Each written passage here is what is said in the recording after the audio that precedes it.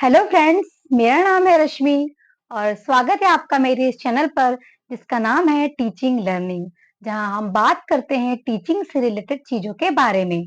तो जो अभी हम बात कर रहे हैं वो हमारी सीरीज चल रही है डीईसीई का quick revision for your upcoming examination of June 2024।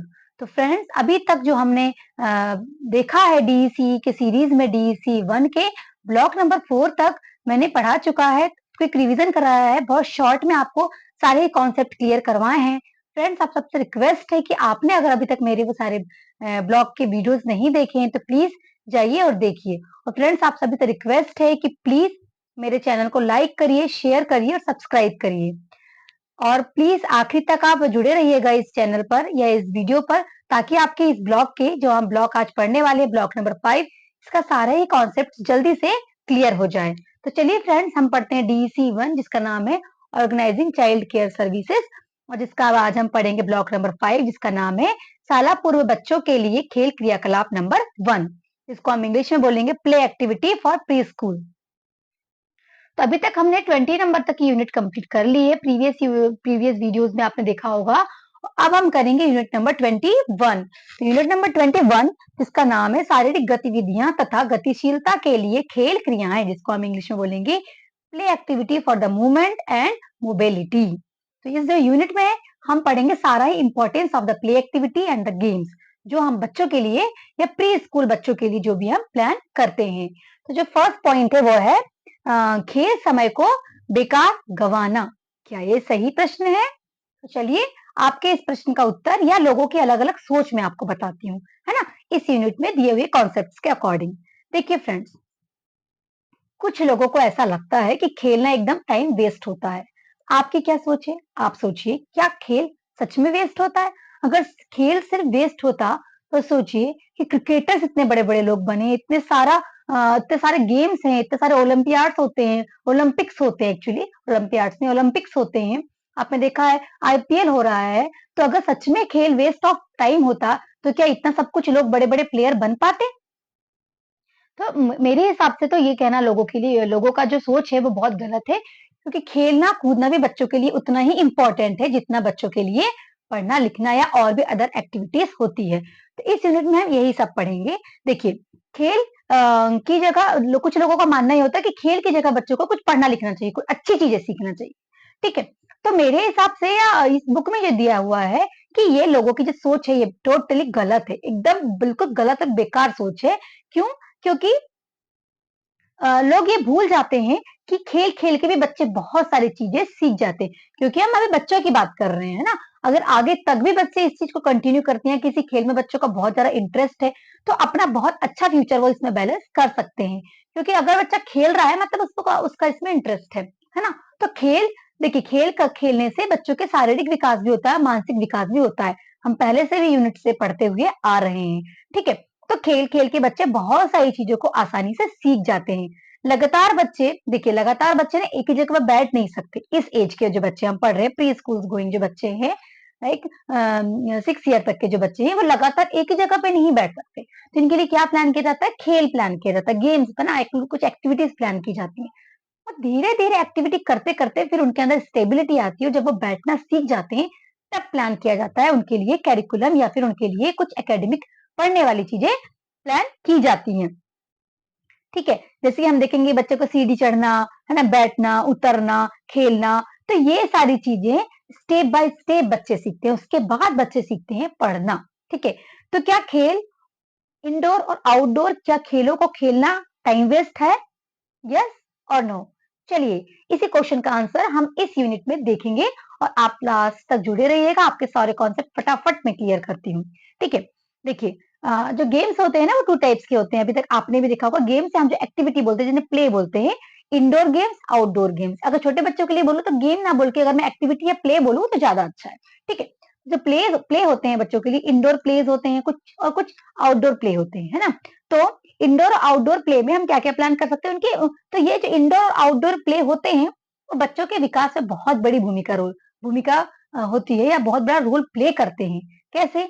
बच्चे बाहर खेलने जा रहे हैं तो बहुत कुछ सीख रहे हैं, बच्चे अपने घर के अंदर खेल रहे हैं तो भी बहुत कुछ सीख रहे हैं। देखिए, क्योंकि खेल में ना बच्चे खुद डिसाइड करते हैं कि उन्हें क्या खेलना है, ठीक है? अभी जो जिस एज के बच्चे हैं ना वो खुद डिसाइड करते हैं कि उन्हें क्या खेलना है, तो उन्हें फ्री छोड़ देना चाहिए। लेकिन एक टीचर या एक फैसिलिटेटर की क्या-क्या रिस्पॉन्सिबिलिटीज होती हैं, वो भी हमें यहाँ देखना है। कभी-कभी क्या होता है प्री स्कूल्स में ना एक एक पर्टिकुलर क्लासेस में, छोटी क्लासेस में जो होती है, वहाँ 2-2 टीचर्स को एंगेज करते हैं। तो टीचर्स को तो ये लगता है कि चलो एक टीचर अपना काम करती है बच्चों के खेलने के टाइम और दूसरी टीचर भी बच्चों को सिर्फ देखती है, इंटरफेयर नहीं करती। लेकिन हम यहाँ देखेंगे कि टीचर का इंटरफेरेंस भी बहुत जरूरी है जब बच्चे खेलते हैं। देखिए कैसे, है ना? क्योंकि बच्चे छोटे-छोटे जब खेल खेलते हैं तो कुछ छोटी-मोटी दुर्घटनाएं हो सकती हैं। तो फैसिलिटेटर या टीचर का या शिक्षिका का ये काम है कि वो बच्चों को ध्यान दे कि बच्चे क्या खेल रहे हैं ताकि दुर्घटना ना हो। दूसरा, कि बच्चों के खेल को समान रूप से बाँट दें। कुछ चीज़ें ऐसी होती हैं, कुछ पर्टिकुलर गेम्स अगर बच्चों के पास दिए हुए हैं, तो लगातार एक ग्रुप के बच्चे लगातार खेलते रहते हैं। एक दूसरा जो वो थोड़ा-सा इनएक्टिव ग्रुप है, उसके बच्चे जो होते हैं, वो खेल नहीं पाते हैं। तो ये हमें प्लान करना चाहिए क्योंकि फैसिलिटेटर साथ में है या कोई टीचर साथ में है, तो उसकी ये रिस्पॉन्सिबिलिटी है कि वो गेम को बाँट दे, कि बच्चे बारी-बारी से गेम को खेल सकें। फिर बच्चों को फ्री गेम्स को समझाना कि गेम्स कैसे खेले जाते हैं, बच्चों को समझाया जाए कि देखिए इस गेम को ऐसे प्लान करते हैं, इस गेम को ऐसा खेला जाता है। कुछ-कुछ गेम्स के लिए कुछ रूल्स होते हैं, तो हमारा फैसिलिटेटर का काम ये होता है कि हम उनको समझाएँ। कभी-कभी टीचर्स क्या होता है कि टीचर्स क्या करें ग्रुप बाँट दें, ताकि बच्चे ग्रुप में खेलने से सोशलाइज़ भी होते हैं। तो ये एक टीचर की रिस्पॉन्सिबिलिटी होती है जब बच्चे इंडोर या आउटडोर गेम खेलते हैं, ठीक है? अब हमारा देखिए और क्या है खेलते टाइम हमें बहुत अच्छे से ध्यान देना चाहिए। जब हम बच्चों पे ध्यान देते हैं खेलने के टाइम, तो ये बहुत अच्छा होगा एक टीचर के लिए कि हम बच्चों को ध्यान से देखें और ऑब्जर्व करें, ताकि हम उनके व्यक्तित्व का के या उनके व्यक्तित्व को हम जान पाएँगे कि पर्टिकुलर बच्चा किस टाइप का है, ताकि आगे अपकमिंग जो चीज़ें होंगी उसके लिए एकेडमिक, उसके लिए हमको बहुत ज़्यादा हेल्प मिल जाती है। ठीक है? अब जो नेक्स्ट पॉइंट है वो आपका है ग्रॉस मोटर डेवलपमेंट, है ना? को बढ़ावा देने के लिए या स्थूल क्रियात्मक विकास को बढ़ावा देने के लिए जो गेम्स हैं, जो प्ले हैं, वो किस प्रकार उपयोगी हैं। देखिए, अब जो ग्रॉस मोटर मोटर स्किल्स हैं उसमें हम देखते हैं कि हमारे शरीर की जो बड़ी-बड़ी इंद्रियाँ हैं वो काम करती हैं। जिसमें बच्चे क्या करते हैं, दौड़ना, है ना? पीछा करना, घुटने के बल चलना, ठीक है? कूदना, ये सारी चीज़ें आती हैं। लुका-छुपी खेलना, लुका-छुपी खेलने से बच्चों पे क्या है ढूँढना, ढूँढने की प्रवृत्ति, फाइंड करने की प्रवृत्ति, है ना? ग्रुप बनाने की प्रवृत्ति, ये सारी चीज़ें डेवलप होती जाती हैं, है ना?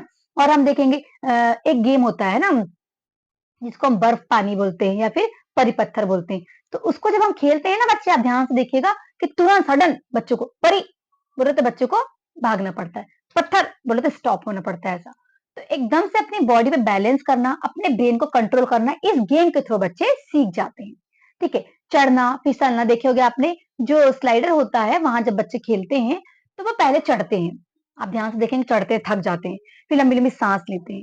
फिर बस स्लाइड करते हैं, तब अपनी स्पीड को बैलेंस करना, स्लाइड होना, कभी-कभी रोकना और फिर एकदम से स्लाइड होने के बाद अपने आप को बैलेंस करना। ये सारी चीज़ें बच्चे कर रहे हैं। इट मीन्स बॉडी के बहुत सारे ऑर्गन यहाँ पे रोल अपना-अपना प्ले कर रहे हैं। तो इट मीन्स ये जो गेम्स हैं बच्चों के लिए सिर्फ गेम नहीं है, ये बहुत सारी चीज़ों को कंट्रोल कर रहे हैं। ठीक है? पकड़ना, फेंकना, बॉल को फेंकना, कैच करना, ये बच्चों के डायरेक्शन को कंट्रोल करना है, डायरेक्शन वाली जो माइंड होता है बच्चों का उसको डेवलप करता है ना? कैच करना, डिस्टेंस को मेजर कर पाते हैं बच्चे। तो ये सारी चीज़ें जो गेम्स हैं बच्चों के ग्रॉस मोटर स्किल पे जो बेस्ड गेम है, वो बच्चों के मांसपेशियों को मजबूत करते हैं, इंटरनल ऑर्गन्स को मजबूत करते हैं, ताकि वो अपकमिंग लाइफ के लिए अपनी बॉडी को स्ट्रॉन्ग कर सके और ब्रेन को भी स्ट्रॉन्ग कर सके। दूसरे जो गेम्स होते हैं, जो एक्टिविटीज़ होती हैं बच्चों के लिए फाइन मोटर स्किल्स पे डेवलप्ड होती है पर बेस्ड होती है, जिसे हम बोलते हैं सूक्ष्म क्रियात्मक विकास के लिए खेले गए क्रियाकलाप। देखिए, इसमें हमारे बॉडी के छोटे-छोटे मसल्स काम करते हैं। बोलोगे मैडम कौन-कौन से छोटे-छोटे मसल्स होते हैं? उँगलियाँ, स्पेशली उँगलियाँ हमारी होती हैं, कलाइयाँ होती हैं, है ना? यहाँ हमारे फाइन मोटर स्किल डेवलप होते हैं। इसमें हमको जैसे कौन-कौन सी चीज़ों की ज़रूरत पड़ती है, छोटी-छोटी चीज़ों की। जैसे कि हम देख लेंगे ढक्कन होते हैं बॉटल्स के, है ना? बटन, मोती, धागा, काँच की चूड़ियाँ, चम्मच और कम धार वाली कैंची, है ना? ऐसी चीज़ों का उपयोग करके हम बच्चों के फाइन मोटर स्किल्स को डेवलप कर सकते हैं। तो कौन-कौन से गेम हम प्लान करें? जैसे हमने छोटे-छोटे मोती ले लिए और बच्चों को धागा देके उनको पिरोने के लिए कहा, तो बच्चों के फाइन मोटर स्किल्स उसमें डेवलप हो रहे हैं, है ना? फिर हम देखेंगे कि जैसे कि बीजों को फैला दिए आपने, बहुत सारी कौड़ियों को फैला दिए, पत्थरों को फैला दिए, मोतियों को फैला दिए। अलग अलग कलर्स के बच्चों को हमने कहा कि अलग अलग कलर्स को अलग आइडेंटिफाई करिए, तब भी फाइन मोटर स्किल्स बच्चों की डेवलप होती है और बच्चे कलर आइडेंटिफाई करना सीख जाते हैं, ग्रुपिंग करना, सेग्रीगेशन करना, है ना, क्लासिफिकेशन करना भी सीख जाते हैं बच्चे, है ना। कभी कभी कुछ देखेंगे पजल्स वाले गेम होते हैं ना, जब बॉक्स बॉक्स आते हैं। एक छोटा सा एग्जांपल देती हूँ, माचिस की डिब्बी का। जब पहले के जमाने में बहुत सारे गेम्स नहीं होते थे तो बच्चे माचिस की डिब्बी से ट्रेन बनाते थे, है ना। तो यहाँ बच्चे क्या प्लानिंग करना सीखते हैं, चीजों को पजल सॉल्व करना सीखते हैं ना, फाइन मोटर स्किल्स वाला जो गेम है इसमें। तो बच्चों के जो ब्रेन के जो और भी पार्ट्स हैं वो डेवलप होने लगते हैं, बच्चे प्लानिंग करने लगते हैं, पजल सॉल्व करते हैं, तो बच्चों की जो रीजनिंग कैपेसिटी है वो डेवलप होती है। तो इस प्रकार आप फाइन मोटर स्किल्स में पानी वाले गेम या रेत वाले गेम भी प्लान कर सकते हैं, ठीक है। अब जो है जैसे बोलते हैं कलात्मक क्रियाएं, जैसे आर्टिस्टिक एक्टिविटीज बोलते हैं, जहाँ बच्चे ड्राइंग करते हैं। देखिए ड्राइंग करेंगे, ब्रश पकड़ेंगे, पेन के लिए ब्रश पकड़ेंगे, पेंसिल पकड़ेंगे, कलर्स पकड़ेंगे, तो यहाँ भी बच्चों के फाइन मोटर स्किल्स डेवलप होती है। बच्चों की इमेजिनेशन पावर स्ट्रांग होती है, अपने अपने मन से अलग अलग कलर करेंगे, बच्चे ड्राइंग करेंगे, ठीक है, पेपर्स को कटिंग करेंगे, उनको चिपकाएंगे। ये जो अलग अलग जो आर्टिस्टिक चीजें होती है, यहाँ भी बच्चों का ग्रॉस मोटर स्किल्स डेवलप होती है, फाइन मोटर स्किल्स डेवलप होती है, ब्रेन डेवलप होता है। तो ये जो गेम है बच्चों के इस प्रकार से उपयोगी हो सकते हैं। सीखने के अनुभव का परस्पर संबंध, इंटर रिलेशन होता है, ये सारी चीजों को एक दूसरे के साथ संपर्क या रिलेशन। जैसे मैंने आपको कहा कि gross motor skills, fine motor skills, इन सबका रिलेशन बॉडी के अलग अलग पार्ट से, ब्रेन से। तो बच्चों का अलग अलग तरीके से डेवलपमेंट हो रहा है बॉडी के इंटीरियर ऑर्गन से, और जो एक्सटीरियर ऑर्गन है बच्चों की, जो ब्रेन है, यहाँ का डेवलपमेंट भी धीरे धीरे इसी कगार में, इसी सीरीज में होते जाता है। सबसे इंपॉर्टेंट और सबसे लास्ट जो पॉइंट है इस यूनिट का वो है पाठ्यक्रम में शारीरिक गतिविधियां तथा गतिशीलता संबंधित खेल क्रियाओं का स्थान। देखिए जो भी हम ना करिकुलम बच्चों के लिए प्लान करते हैं उसमें गेम्स को इंक्लूड करना बहुत जरूरी है इस एज के बच्चों के लिए, प्री स्कूल जो बच्चे होते हैं उनके लिए, क्योंकि खेल खेल कर ही बच्चे बहुत सारी चीजें सीख जाते हैं।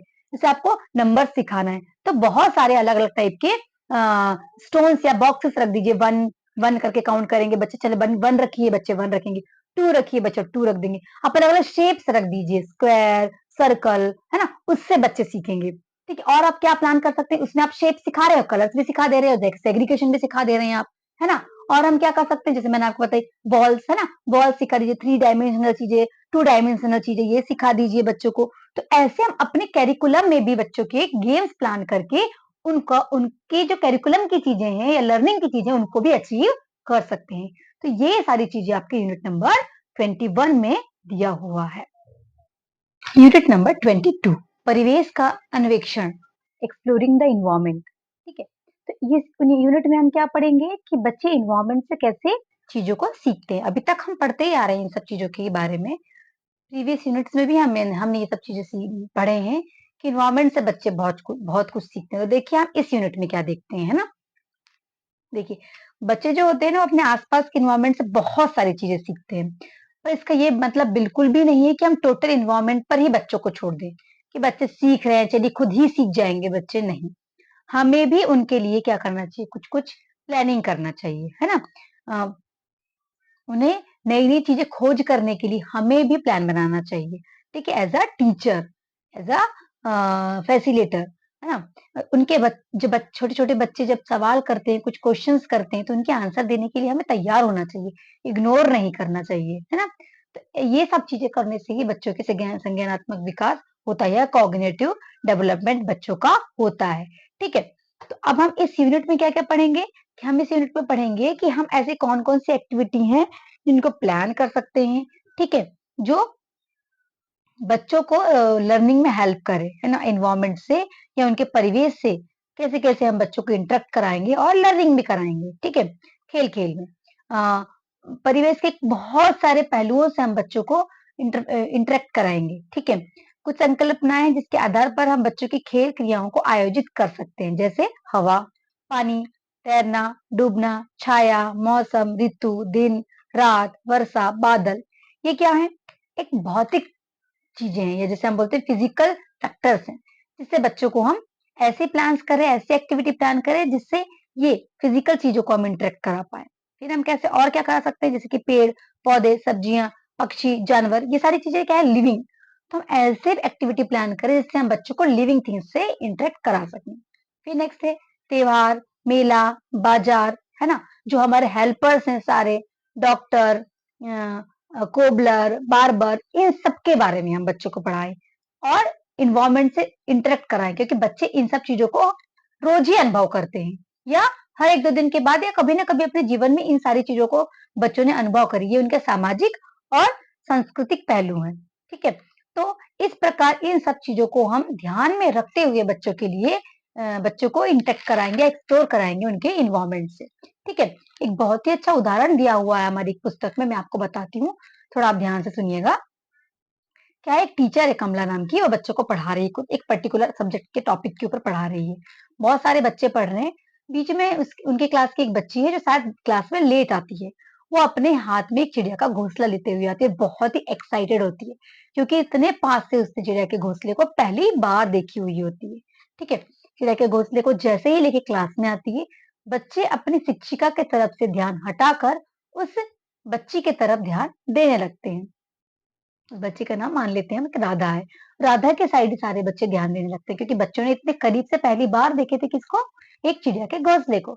तो जो कमला राम की उनकी शिक्षिका है वो शांत होकर बच्चों को देख रही। हर एक बच्चे का अलग अलग प्रश्न है कि राधा तुम्हें ये कहाँ से मिला, कौन सी चिड़िया का घोंसला है, क्या इसमें अंडा है, क्या इसमें चिड़िया है, कौन कौन सी चीजों से ये घोंसला बना है। ऐसे बहुत सारे प्रश्न बच्चों के दिमाग में आते हैं और बच्चे उस राधा नाम की लड़की से बहुत सारे प्रश्न करते हैं।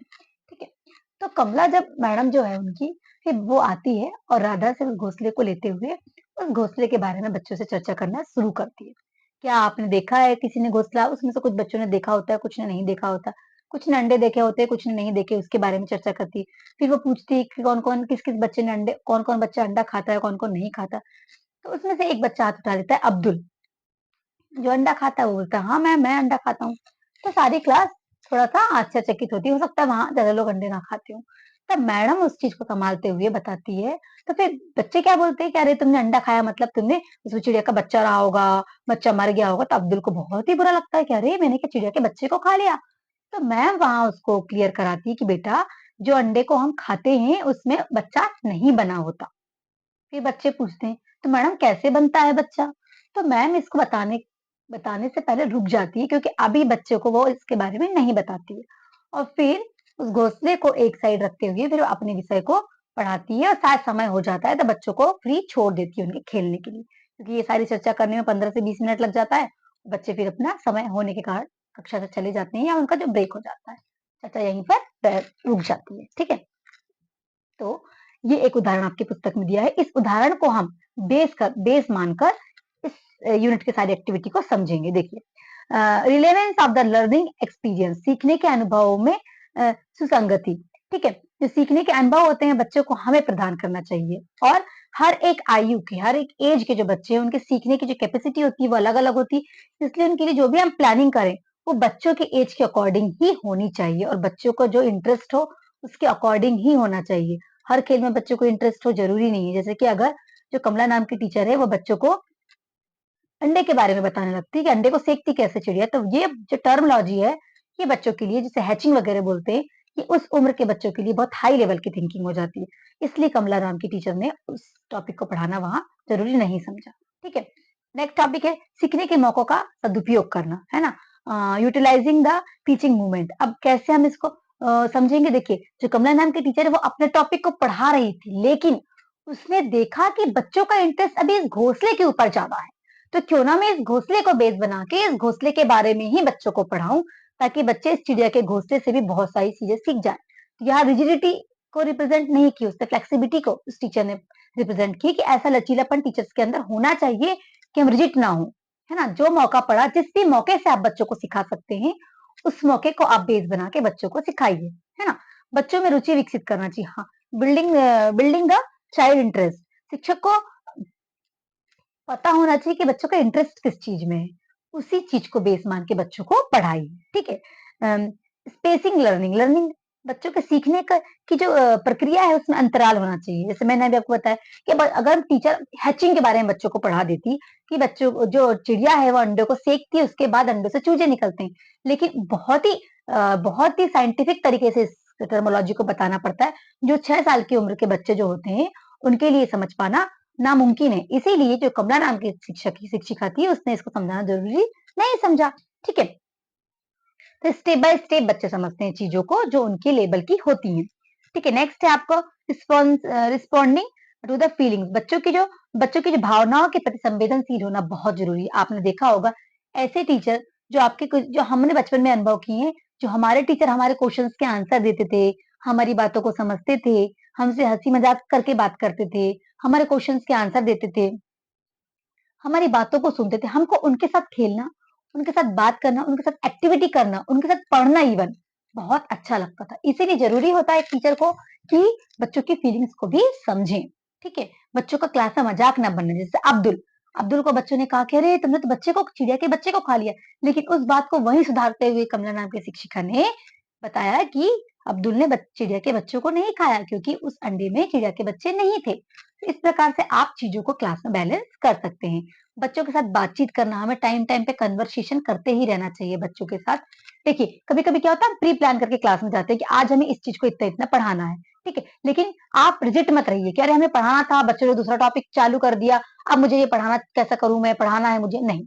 अगर बच्चों ने स्पेशल टॉपिक, किसी मकड़ी को देख के बच्चे मकड़ी के बारे में बात कर रहे हैं, या लिजार्ड को देख के लिजार्ड के बारे में बात कर रहे हैं, तो आप अपना टॉपिक छोड़ के उस टॉपिक के बारे में बच्चों को पढ़ा सकते हैं, क्योंकि बच्चे अभी उस चीज के लिए इंटरेस्टेड हैं और बच्चे उस चीज के बारे में सुनना ज्यादा पसंद करेंगे। तो आप अपने टॉपिक को छोड़ के फ्लेक्सिबिलिटी लाइए और स्पेशल टॉपिक, जिस टॉपिक को बच्चे पढ़ना पसंद कर रहे हैं उसको पढ़ाइए। यहाँ से बच्चे अच्छे तरीके से सीखेंगे। सीखने का स्तर, लेवल ऑफ लर्निंग, बच्चों की लेवल ऑफ लर्निंग बहुत अलग अलग होती है। आप हाई लेवल की चीजें बच्चों को नहीं सिखा सकते। जैसे हैचिंग के बारे में मैडम ने नहीं बताया क्योंकि वो लेवल बच्चों का नहीं था। तो बच्चों को वही चीजें समझाइए जो बच्चों का लेवल हो। और जो मैं स्टार्टिंग में आपको बताई कि हम बच्चों को यहाँ पे ट्रिप ऑर्गेनाइज कर सकते हैं एक्टिविटी में, है ना।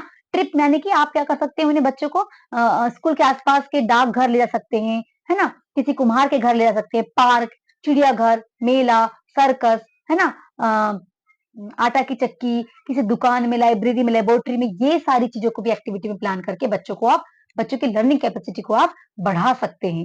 ठीक है, और आप क्या कर सकते हैं पता है कि बच्चों को जब आप ट्रिप के लिए ले जाएं तो उसके लिए आपको कुछ बातों का ध्यान रखना होता है। जैसे कि बच्चे के लिए आपको व्यवस्था करना है गाड़ियों की, गाड़ी या बस, कार, जो भी आप व्यवस्थित कर रहे हैं, पेरेंट्स से परमिशन लीजिए। बच्चे के लिए जो कपड़े पहन के जाएंगे उसकी व्यवस्था करिए। बच्चे क्या खाएंगे पिएंगे उसकी व्यवस्था रखिए, आप प्री प्लानिंग करिए। बच्चों के आई कार्ड होना चाहिए जहाँ बच्चे की सारी इंफॉर्मेशन हो, ये सारा फर्स्ट एड होना चाहिए आपके पास, है ना। तो ये सारी व्यवस्थाएं हमको बच्चों को ट्रिप में ले जाने के पहले ही करनी होती है। दूसरा कि लौटने के बाद आप बच्चों से उन्हीं बातों पर चर्चा करिए ताकि क्या बच्चों ने क्या क्या ग्रैप्स किया है वो हमें पता चले। ठीक है, मूर्त अनुभव सीखने का आधार है, जैसे बोलते हैं learning based on the concrete experience. अब हम देखिए स्टार्टिंग से हम देखते आ रहे हैं, जो भी बहुत एजुकेशन पॉलिसी चेंज हुई है उससे इस बात पे फोकस किया जा रहा है कि बच्चों को ना आप आसपास की चीजों से को रिलेट करके पढ़ाइए। कोई भी सब्जेक्ट पढ़ा रहे हैं आप, Hindi, English, math, environmental science, जो भी आप बच्चों को पढ़ा रहे हैं को रिलेट करके पढ़ाइए। जैसे मैं व्हीकल्स के बारे में पढ़ा रही हूँ तो मैं स्टार्ट करूंगी कि बेटा आज स्कूल आप किस चीज से आए हो। कुछ बच्चे बोलेंगे पापा ने छोड़ा, कोई कार से आया, कोई स्कूल की बस से आया, कोई ऑटो से आए। यहाँ से बच्चों ने जो चीज देखी है मैं उनको कोरिलेट करके बच्चों को पढ़ाऊंगी तो बच्चे आसानी से चीज को समझ पाएंगे। तो ऐसे ही बच्चों को जैसे आप पढ़ा रहे किसी लिक्विड के बारे में, लिक्विड को मेजर कैसे करते हैं, तो आप घर से शुरू करिए कि आपने नहाया सुबह तो बकेट में देखा होगा मेजरमेंट बना होता है, तो दूध वाला आता है वो मेजर करके दूध देता है। तो ऐसे जो बच्चों ने अनुभव किया हुआ है उसके बारे में कोरिलेट करके हम बच्चों को पढ़ा सकते हैं, तो बच्चे इससे जल्दी ग्रैप्स करते हैं। ठीक है, अब हम क्या कर सकते हैं बच्चों को, तो ऐसे में बच्चे क्या करते हैं, कॉन्क्रीट एक्सपीरियंस से बच्चे सीख जाते हैं। बच्चों को डिस्कवर करने के लिए मौका दीजिए। तो कैसे हम मौका देंगे कि उनको क्वेश्चन करने दीजिए, उनको अपने मन से चीजों को सॉल्व करने दीजिए। और एक बात, क्लासरूम में एक ऐसा कॉर्नर बनाइए जहां बच्चे बहुत सारी वैरायटी ऑफ थिंग्स हो छोटे बच्चों के लिए, जहां बच्चे खुद चीजों को डिस्कवर करें, चीजों को देख के सीखें। अगर बॉडी के पार्ट्स वहां बने हुए तो बॉडी के पार्ट्स सीखें, है ना। अगर प्लांट बना हुआ है तो पार्ट्स ऑफ प्लांट सीखें। व्हीकल्स बने हुए हैं, मोड्स ऑफ ट्रांसपोर्ट सीखें, कितने types of modes of transport होते हैं। ये सारी चीजें बच्चों को एक कॉर्नर हम प्रोवाइड कर सकते हैं क्लासरूम में जहां से बच्चे खुद भी चीजों को डिस्कवर कर सकते हैं। खेल क्रियाकलाप के लिए योजनाएं बनाइए, अलग अलग योजनाएं आप बना सकते हैं। सबसे मेन होना चाहिए कि एक्टिविटी का गोल क्या है, आप बच्चों को इस एक्टिविटी के थ्रू क्या सिखाना चाह रहे हैं। ठीक है, बच्चे कैसे सीखेंगे, आप उसके लिए कौन कौन से स्टेप्स फॉलो करेंगे, उसके बाद आप देखेंगे कि आपने रन कैसे कराया उस एक्टिविटी को, और उस एक्टिविटी के लास्ट में हम ये देखेंगे क्या हमने गोल अचीव किया। फॉर एग्जाम्पल मुझे पढ़ाना है टाइप्स ऑफ एनिमल्स, तो मैं एनिमल्स के बहुत सारे छोटे छोटे खिलौने लेके आऊंगी और एक बहुत बड़ी टोकरी में रख के मैं बच्चों को एक तरफ डोमेस्टिक एनिमल और एक तरफ में जो फॉरेस्ट एनिमल होते हैं, वाइल्ड एनिमल होते हैं, उनको रख के आइडेंटिफाई करवाऊंगी बच्चों को। तो बच्चे खुद भी आइडेंटि सेग्रीगेट करेंगे या क्लासिफाई करेंगे एनिमल्स को, और उसके बाद में एक एक एनिमल को लेके बच्चों से नाम पूछ सकती हूँ कि ये एनिमल्स का नाम क्या है, क्या ये डोमेस्टिक एनिमल है, क्या ये वाइल्ड एनिमल है। ऐसे आप एक्टिविटी प्लान कर सकते हैं, है ना। ऐसे बहुत सारी एक्टिविटी आप किस किस चीजों पे बेस्ड प्लान कर सकते हैं, जो आपकी बुक में बहुत सारी एक्टिविटी दी हुई है। मैं एग्जाम्पल दे रही हूँ किस किस चीज पे बेस्ड हो सकती है। बॉडी पार्ट्स, आंखों की एक्टिविटी हो रही हो, है ना, हाथ वर्क कर रहे हो, नंबर से रिलेटेड हो, ड्राइंग से रिलेटेड हो, क्ले वर्क हो, ड्राइंग हो, पीटी करा दीजिए, एक्सरसाइज करवा दीजिए, जंपिंग करवा दीजिए, रोप्स वाली रनिंग करवा दीजिए, है ना, पत्तियों की फूलों की माला बनवा दीजिए। ऐसे हम एक्टिविटी क्लासरूम में प्लान कर सकते हैं, जो बच्चों को अब उनके एनवायरमेंट से सीखने में हेल्प करेगी। यहाँ जो है आपकी एक्टिविटी 20 जो यूनिट 22 है वो खत्म होती है।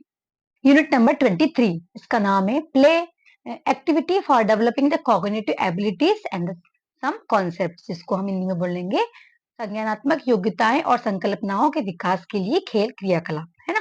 तो यहाँ हम देखेंगे कि हम ऐसे क्रियाकलाप प्लान करें जिसमें बच्चों का कॉग्निटिव डेवलपमेंट हो, संज्ञानात्मक विकास हो।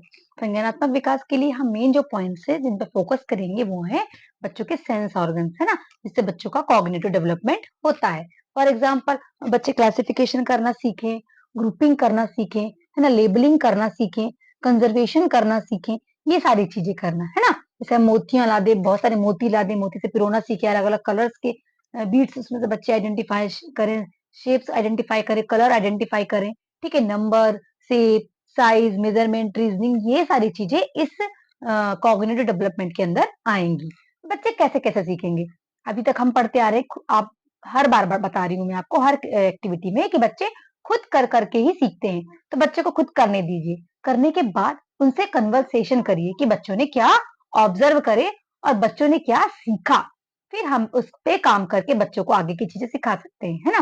जैसे कि देखेंगे आप कि बच्चों को गिनती तो आ जाती है ना, नंबर बच्चे सीख जाते हैं 1 से लेके 20 तक, लेकिन क्या होता है बच्चे जजमेंट नहीं कर पाते कि 1 नंबर मतलब कितना, 2 नंबर मतलब कितना। जैसे कि एग्जांपल के लिए एक मम्मी ने अपनी बेटी से नंबर्स पूछा, उसने बता दिया 1 से 20 तक। अब मम्मा ने इससे कहा कि बेटा वहां से 10 या 10 बीट्स लेके आओ, तो बच्चे 10 बीट्स लेके आने में इनेबल है, वो ला नहीं पा रही है। इट मीन्स कि बच्चे को नंबर तो आता है बट वो अभी नंबर को उसका संज्ञानात्मक विकास उस दृष्टि पे अभी हो नहीं पाया है, ठीक है। तो उसके लिए भी हमें इस टाइप के काम करना है कि बच्चे सिर्फ नंबर को लर्न ना करे, उसको रटे बस ना, उसको क्या करे, समझे भी, ठीक है। तो नेक्स्ट जो आपका पॉइंट है, अवलोकन के कौशलों को बढ़ावा देना, संवेदी योग्यताओं के लिए खेल क्रिया, जिसको बोलेंगे enhancing observation skill play activities for sensory exploration, ठीक है। तो यहाँ पे क्या सेंसरी पार्ट जो बॉडी के हैं उन पे बेस्ड आप एक्टिविटी प्लान करिए, ठीक है। जैसे कि सेंस कर सके बच्चे, टच, अब टच से रिलेटेड अब अलग अलग टेक्सचर के बच्चों को फ्रूट्स दे दीजिए, वेजिटेबल्स दे दीजिए, क्लॉथ्स दे दीजिए, जिससे बच्चे क्या करेंगे, उनको टच करके भी महसूस करेंगे कि अच्छा ये वुलन के हैं, ये वेलवेट का है, ये कॉटन का है ना, ये रफ सरफेस है, आलू है तो ये हार्ड है, टोमेटो है तो ये सॉफ्ट है, ऐसे, है ना। स्मेल करके, है ना, खाने की अलग अलग स्मेल्स होती हैं, तो उस चीजों को स्मेल करके बच्चे आइडेंटिफाई करेंगे, ये ऐसे प्लान कर सकते हैं हम। टेस्ट, खाने के अलग अलग टेस्ट, आप अलग अलग फ्रूट्स वेजिटेबल्स बच्चों को टेस्ट टेस्ट करा सकते हैं, जिससे बच्चे आइडेंटिफाई कर पाए कि अच्छा ये लेमन है, ये मैंगो है, ये ऑरेंज है, ये ग्रेप्स है, ठीक है। ऐसे आंखों से रिलेटेड चीजें, विजन से रिलेटेड चीजें दिखा के आप ऐसी एक्टिविटी प्लान कर सकते हैं, है ना। सुनने वाली एक्टिविटी, आवाज सुना दीजिए आप अलग अलग एनिमल्स की, उससे बच्चे एनिमल्स को आइडेंटिफाई कर सकते हैं, है ना। इसके बाद जो नेक्स्ट जो टॉपिक है आपका वो है मेमोरी गेम। हम मेमोरी गेम प्लान करेंगे, इससे बच्चों को कॉग्निटिव डेवलपमेंट होगा। कैसे, जैसे कि हम एक से पिक्चर्स दिखाएं बच्चों को, बार बार 4-5 चीजें दिखाएं, और फिर हम जब थर्ड बार बच्चों को दिखाएं, थर्ड या फोर्थ टाइम, तो उसमें से कुछ एक चीज मिस कर दें, अलग छुपा दें, तो देखिए कि बच्चे क्या पहचान पाते हैं कि अरे नहीं सर, इसमें मैम, इसमें तो आपने ABCDE तक अल्फाबेट्स रखे थे, अभी देखिए यहाँ से बी तो मिसिंग है। तो ये हम ऐसे प्लान्स या इसकी जगह आपको पिक्चर्स भी रख सकते हैं, ऐसे हम मेमोरी गेम्स बच्चों के लिए प्लान कर सकते हैं, है ना। उसके बाद activities for developing the cognitive ability. तो अब हम कौन कौन सी एक्टिविटी प्लान करेंगे, है ना। संज्ञानात्मक योग्यताओं के विकास को बढ़ावा देने के लिए खेल की क्रियाकलाप, तो पहले हम ऐसे गेम प्लान करें जो बहुत इजी हो, जैसे मैचिंग कर रहे हैं तो इजी मैचिंग दे, है ना। अब बच्चों को क्लासिफिकेशन करवा रहे थे इजी वे में करवाएं, और धीरे धीरे फिर उनका डिफिकल्टी लेवल हम बढ़ाएं। तो पहले कैसे दे सकते हैं, मैच करने के लिए, है ना। मैच करने के लिए दे दीजिए सबसे पहले एक एबिलिटी वाली चीजों को मैच करने दे दीजिए, जैसे कि ग्लास की चीज दे दीजिए ट्रांसपेरेंट, है ना। अब हम ग्लास की चीजें देंगे पर ट्रांसपेरेंट ही देंगे, और साथ में हम देंगे क्या उसको, कलर वाइज। तो मैच करने के लिए दे दीजिए बच्चों को। फिर आप दे दीजिए शेप, अलग अलग कलर्स मैच करने के लिए दे दीजिए। आप टेक्सचर वाले क्लॉथ मैच करने के लिए दे दीजिए कि चलो यहाँ पे वुलन वाले कपड़ों को अलग करो, है ना। अब वुलन वाले कपड़ों में आप कलर अलग करो, कि वुलन वाले कपड़ों में जो रेड कलर है उसको अलग करो। ऐसे आप, है ना, पहले इजी वे में मैच करने के लिए दीजिए, फिर थोड़ा डिफिकल्टी लेवल हम बढ़ा सकते हैं। उसके बाद हम देखेंगे वर्गीकरण की योग्यताओं को सुदृढ़ करने के लिए, यानी जो क्लासिफिकेशन है उस क्लासिफिकेशन की एबिलिटी को बढ़ाने के लिए हम क्या क्या कर सकते हैं। ठीक है, अलग अलग शेप्स के हम अलग अलग शेप्स और कलर के हम उनको पार्ट दे सकते हैं, जैसे ट्रायंगल दे दीजिए, रेक्टेंगल दे दीजिए, ब्लू कलर और रेड कलर के। तो पहले आप देखेंगे कि बच्चा क्या करेगा, रेड कलर का ही ट्रायंगल और स्क्वायर को एक साथ रखेगा, ठीक है, और ब्लू कलर के भी स्क्वायर को और ट्रायंगल को एक साथ रखेगा। और मैं और टीचर हो सकता है उम्मीद कर रहा होगा कि चारों को ही अलग अलग करे, लेकिन फिर आप उसको समझाइए कि अब इनको शेप वाइज भी अलग करना है। पहले आपने कलर वाइज अलग किया, अब इसको शेप वाइज भी अलग करना है, ठीक है। फिर हम देखेंगे कि सेम रिलेशन वाले, जैसे कि हमने एनिमल्स दिखा दिए और उनसे अल्टरनेट इधर उधर करके हमने एनिमल्स के बेबीज रख दिए। तो आप देखिए कि बच्चे उन एनिमल्स को उन बेबीज के साथ मैच कर पाते हैं कि नहीं। ऐसे भी हम गेम प्लान कर सकते हैं, है ना। लेबल करना, छोटी बड़ी चीजों को मिक्स कर दीजिए, बच्चों को बोलिए कि इनकी हाइट के अकॉर्डिंग इनको जमाइए, तो बच्चे जमा सकते हैं। आपने देखा होगा ऐसे बहुत सारे गेम हम प्लान करते हैं, है ना। अब हम देखेंगे कि कैसे कैसे बच्चे रिलेशंस भी स्टेब्लिश करते हैं गेम्स के साथ, है ना। गेम खेलते खेलते चीजों के बीच में रिलेशन स्टेब्लिश करते हैं। जैसे हमने लीव्स डाल दी तो प्लांट से रिलेटेड, है ना, वो चीजें हैं। पानी डाल दी तो ग्लास, एक जगह पानी रखा है तो उसको ग्लास से रिलेट करेंगे बच्चे। क्लाउड्स है तो उसको रेन से रिलेटेड करेंगे। तो ऐसे हम बच्चों को चीजों को को रिलेट करना भी गेम्स के थ्रू सिखा सकते हैं, ठीक है। ऐसे एक्टिविटी प्लान कर सकते हैं कि बच्चों के ये सारे कॉग्निटिव डेवलपमेंट हो। संकल्पनाओं को विकसित करना, है ना, डेवलपिंग द कॉन्सेप्ट्स को डेवलप करने के लिए अभी मैंने आपको बताया कि सिर्फ नंबर्स मत सिखाइए। 1 से 20 तक हमने नंबर सिखा दिए, बच्चे रट लिए नहीं। अभी उनको ये भी सिखाइए कि 1 मतलब ये 1 है, या ये 1 मतलब एक पेन, 2 मतलब 2 पेन, 3 मतलब 3 पेन, है ना। इस टाइप से सिखाइए, तो ये बच्चे आइडेंटिफाई कर पाएंगे, सिर्फ नंबर रटेंगे नहीं, उसको जान भी पाएंगे। शेप्स के बारे में उन्हें सिर्फ बताइए नहीं, बोलने के लिए बस मत बोलिए, उनको दिखाइए शेप्स अलग अलग, है ना, ताकि बच्चे क्या कर सके,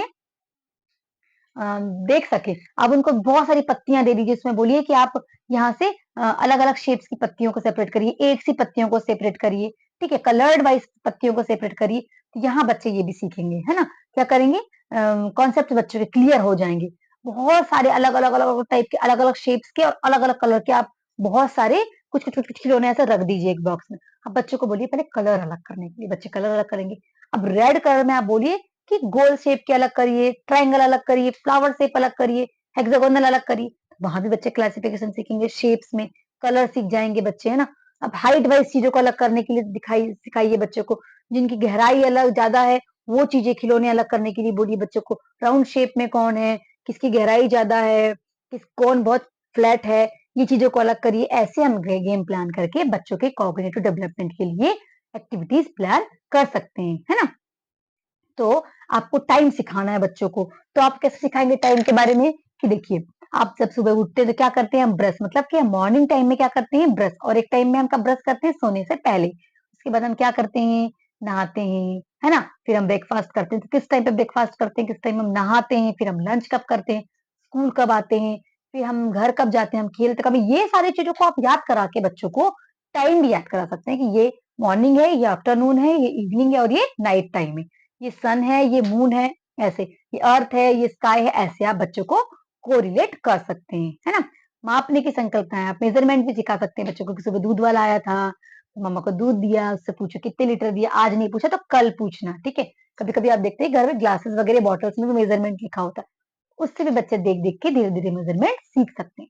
तो ऐसे हम कॉग्निटिव डेवलपमेंट बच्चों का, ऐसे कॉग्निटिव ये संज्ञानात्मक विकास हम बच्चों का कर सकते हैं। ऐसे ब्रेन बेस्ड या सेंस बेस्ड जो हम एक्टिविटी प्लान करते हैं उससे बच्चों का कॉग्निटिव डेवलपमेंट होता है।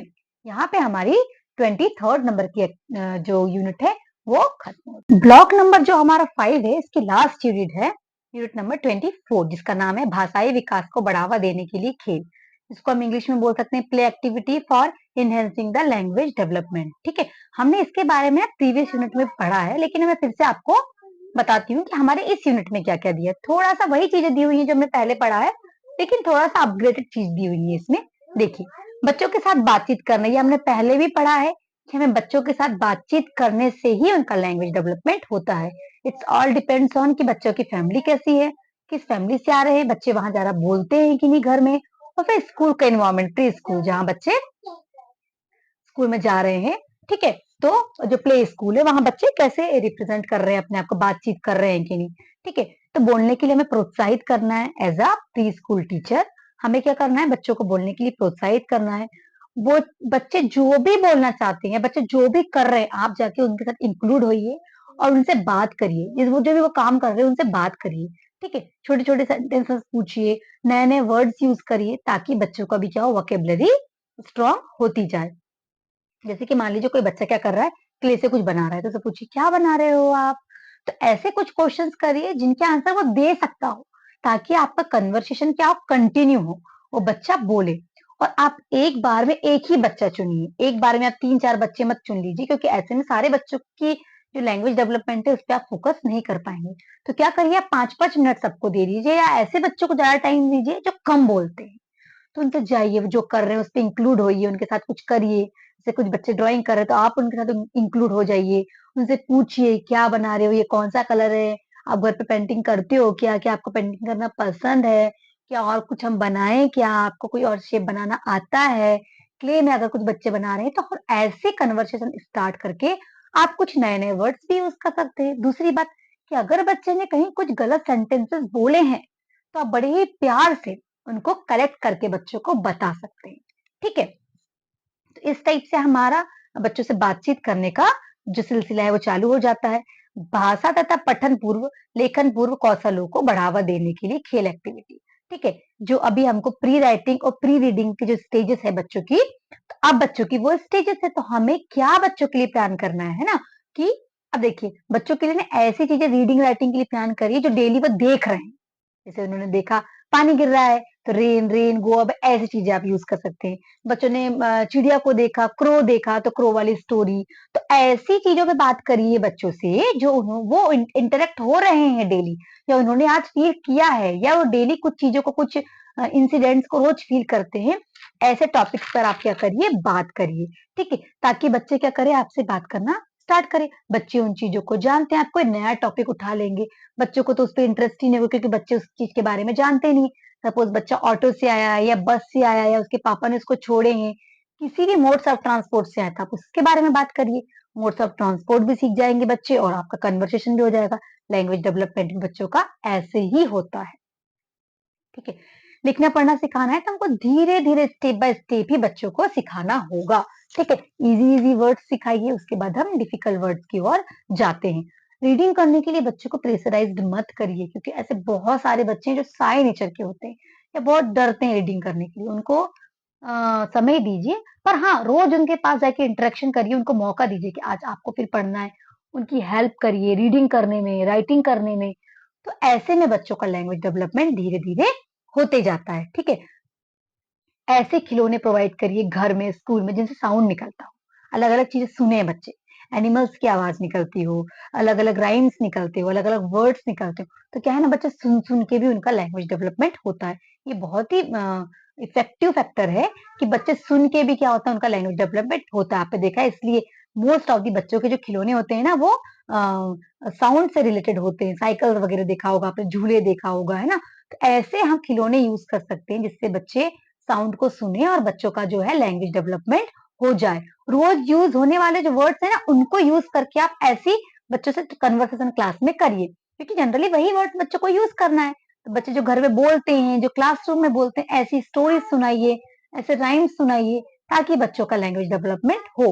वैसे तो घर से हो ही रहा है, लेकिन नए नए वर्ड्स फिर यहाँ से सीखने लगते हैं। हम बाल गीत करें, है ना, राइम्स बच्चों को सुनाए, स्टोरीज सुनाए, है ना, बच्चों को पहेलियां सुनाए। जैसे कि है ना एक कहानी, मेरी लंबी लंबी सूंड है, मेरे बड़े बड़े कान है, बताइए मेरा क्या नाम है? तो ऐसे बच्चे भी बोलना सीखते हैं कि अरे मैम ये तो एलिफेंट है, सब बोलेंगे, है ना? ईज़ी ईज़ी सी चीज़ें, ठीक है? फिर हम क्या कर सकते हैं अलग-अलग पिक्चर्स दिखा के बच्चों को बोल सकते हैं, चलिए इसको देख के आपको बताइए जैसे कि कौवे वाली कहानी, प्यासा कौवा। तो बच्चे उस डायग्राम को या उस पिक्चर को देख के भी बोलते हैं। ऐसे में बच्चों का लैंग्वेज डेवलपमेंट होता है, बच्चों का कॉग्निटिव डेवलपमेंट भी होता है। फाइन मोटर स्किल्स बेस्ड जो है ना एक्टिविटी कराइए, तो बच्चे करते भी जाते हैं और उनका लैंग्वेज डेवलपमेंट भी उससे रिलेटेड बातें भी करते हैं बच्चे, ठीक है ना? चीज़ों को देखें, है ना? बुक्स में देखना, देखिए कि जब बच्चे जो चीज़ को देख रहे हैं, क्या उसी को रीड कर रहे हैं? जब वो ए पढ़ रहे हैं, तो क्या ए को ही रीड कर रहे हैं? ए को देख रहे हैं? तो उनका आईज़ का फ़ोकस और उनके फिंगर का फ़ोकस एक ही जगह पे होना चाहिए। ये हमारा एक एज़ अ प्री स्कूल या प्री प्राइमरी टीचर्स का काम होना चाहिए, ठीक है? अब जो चीज़ उन्हें बार-बार दिख रही है ना, उसके बारे में उनको बताइए। बॉटल दिख रही है, बेंचेस दिख रही, चीज़ें क्लासरूम में जो भी चीज़ दिख रही, तो क्या इससे बच्चों का लैंग्वेज डेवलपमेंट होने लगता है। और बोल-बोल कर पढ़ें बच्चे, रीडिंग करें बोल-बोल के। शुरू में हमको बहुत ही इज़ी-इज़ी वर्ड्स यूज़ करना है, धीरे-धीरे डिफिकल्टी लेवल बढ़ेगी। और बच्चों को डेली ही प्रैक्टिस करवाइए, है ना? फिंगर पॉइंट कर-कर के पढ़ना। ऐसे में बच्चे वर्ड को जो देखते हैं, उसको रीड करना भी सीखते हैं, स्पेलिंग सीखते हैं, मात्राएँ सीखते हैं, ठीक है? देखिए एक बहुत बड़ी समस्या और है, कुछ बच्चे ना बहुत लेट बोलना सीखते हैं या उन्हें कोई डिसऑर्डर भी हो सकता है, ठीक है? जेनेटिक भी हो सकता है, एनवायरमेंटल भी हो सकता है। तो यहाँ इस स्थिति में as a pre primary teacher हमें पेशेंस रखना होता है, बहुत शालीनता से और बहुत शांति से बच्चों को टैकल करना होता है। आप उन्हें मौका दीजिए, उन्हें अलग से थोड़ा-सा टाइम दीजिए ताकि बच्चे बोलना शुरू करें और बहुत ज़्यादा किसी को डिफिकल्टी है तो उसके लिए अलग से अरेंजमेंट्स क्लास स्कूल्स में होते हैं, स्पेशल एजुकेटर वगैरह होते हैं। लेकिन as a pre primary teacher जो हमको अलग बच्चों को एक साथ ट्रीट करना है, तो वहाँ हम क्या करेंगे इनक्लूसिव एजुकेशन के अंतर्गत हम बच्चों को एक साथ जैसे सारे बच्चों को सिखा रहे हैं वैसा सिखाइए, लेकिन उसको अलग से मौका दीजिए और उसको अलग से टाइम दीजिए, ताकि ऐसे बच्चे भी बोलना सीख जाएँ। तो ऐसे में बच्चों का क्या होता है कि लैंग्वेज डेवलपमेंट होता है। ऐसे आप गेम या एक्टिविटी क्लासरूम में प्लान कर दीजिए। ऐसे हमारा यहाँ पे जो ब्लॉक नंबर 5 है वो खत्म होता है फ्रेंड्स। उम्मीद है कि आपने मेरे पूरे ही वीडियोस देखे होंगे। आप सभी से रिक्वेस्ट है कि प्लीज़ अगर आपने अभी तक मेरा चैनल सब्सक्राइब नहीं किया है तो प्लीज़ जाइए सब्सक्राइब करिए ताकि अपकमिंग सारे वीडियोस के नोटिफिकेशन आपको मिलते जाएँ और हम इस अपकमिंग एग्ज़ाम्स के लिए अच्छे से प्रिपेयर हो जाएँ।